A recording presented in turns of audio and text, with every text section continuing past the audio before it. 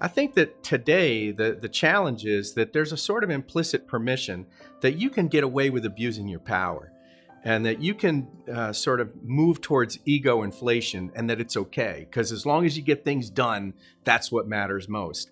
And this book is to bring the reader back to, who am I going to be and what am I going to do with this influence? We want that answer to be, we're going to apply it for the good of others. That leadership is not about the leader, it's about those people being led. And I don't have to be a bad person to be a good leader.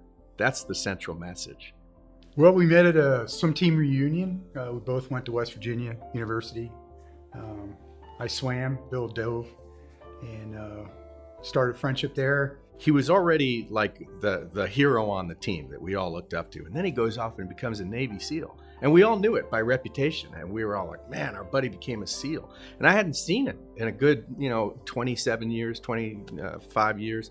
And so we reconnect and we hit it off.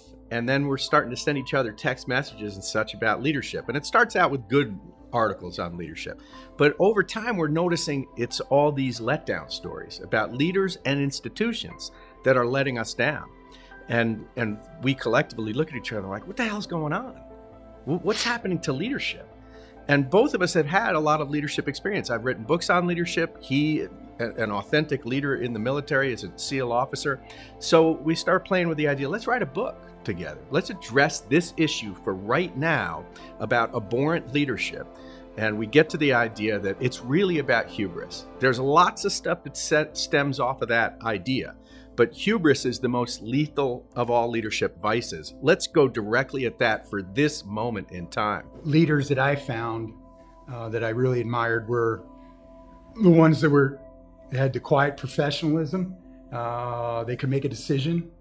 You were confident that they had your best interests in heart, and also focused on the mission accomplishment, but they also never took themselves too seriously. And so those were the leaders I respected. So many leaders have stopped managing their own hubristic tendencies. So the leadership killer, it's not some outside thing that's waiting to get you. It's inside waiting to get you, and you got to manage it. And we find that the people that are leaders are people that have what we would call true confidence, meaning that they're authentically grounded. They're comfortable in their own skin. They don't feel threatened when you're successful. They reach out to you because they want your input, so they don't feel like they have all the answers. They say thank you, just simple things, right? They show gratitude. And leaders that we've experienced are strong on the one hand, and they haven't forgotten their roots. They haven't forgotten that they came from followers too, right? That they're us. No matter how much power they acquire or what their rank in the organization is, there's a certain degree of authenticity and humility. And both of us have experienced those people. Leaders today really need to kind of remember their roots and what it's really all about, and just taking care of their people and not their self-interest. So I think the book is relevant, it's needed, and it's a good read for right now. This is a book that is for this moment right now.